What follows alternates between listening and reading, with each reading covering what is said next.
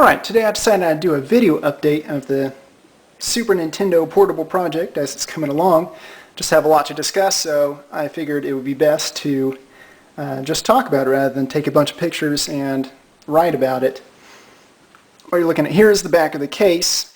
I originally cut a hole here, but recently decided to use internal batteries. So, new hole cut down here. This is all patched up.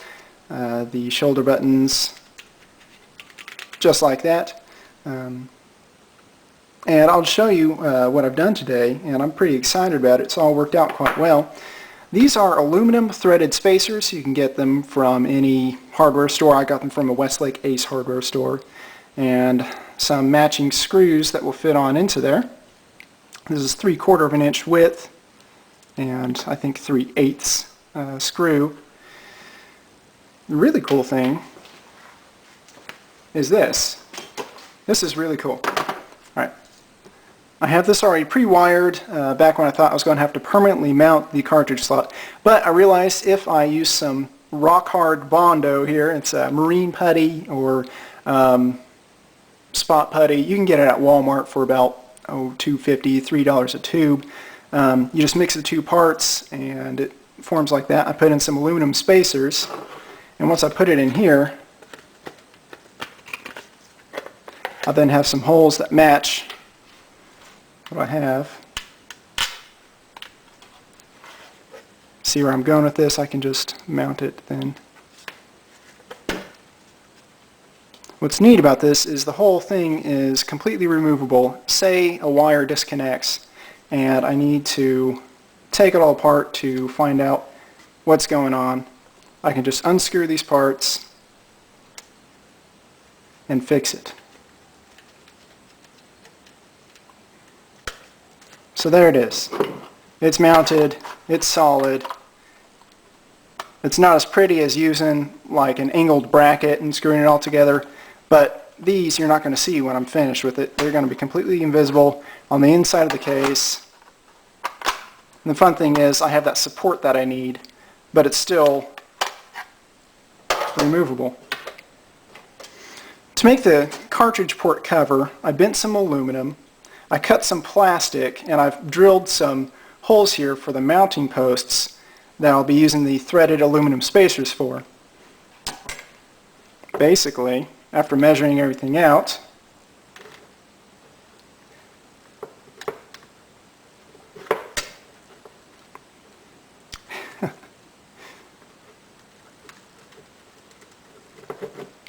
this is an exciting, riveting video.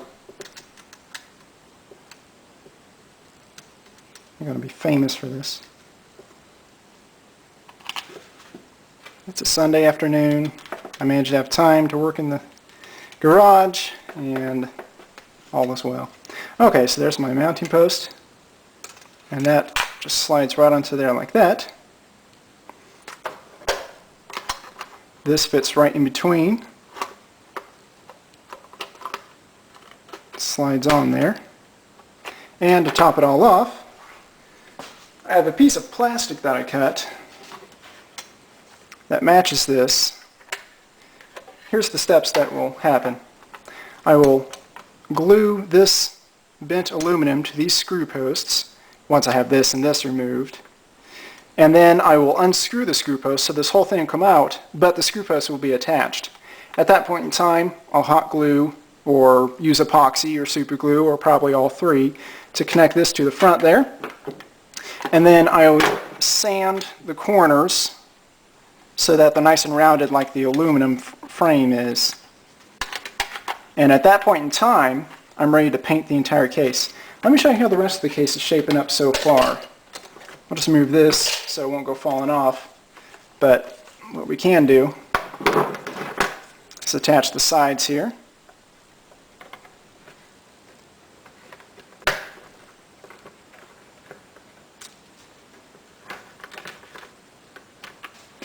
Looks kind of gangly with these wires here. I might remove them and switch them out with another wire, but that'll make the third time that I've wired this cartridge slot.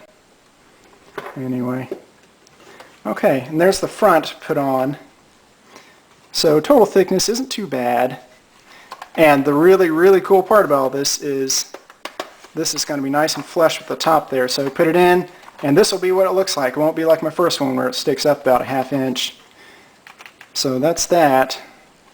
Nice and smooth. Still have a bit more spot work to do with the Bondo putty.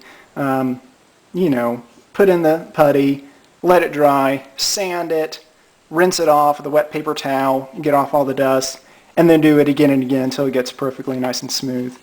Still need to put in a rocker switch up here, and you notice I'm using a PlayStation 1 screen, but I don't have the volume and the brightness controls down here. Instead, I'm going to drill some holes up here, 4 holes, for some tact switches, which I'll put in there, and then you can just control it up there. The reason why, this plastic is so thick that a tact switch would be pretty much flush with the top there if I tried doing that, and it just really wouldn't look good. However, it's thinner up top on these side pieces. You'd have a bit more button to press, and I think it'll look alright. Charging jack will go down here, audio and video out, like headphone jack and a video out port will be there. And the really, really cool thing about this portable is it's going to have internal lithium polymer batteries. They're a little bit better than lithium ion batteries, a little bit more energy dense, and they're ½ millimeter thick. I'll be posting pictures of that on the forums for you to take a look at.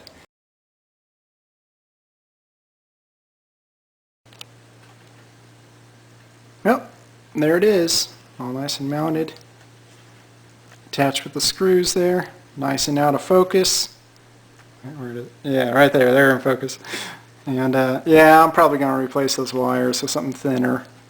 Oh well, no big deal. And here it is in action.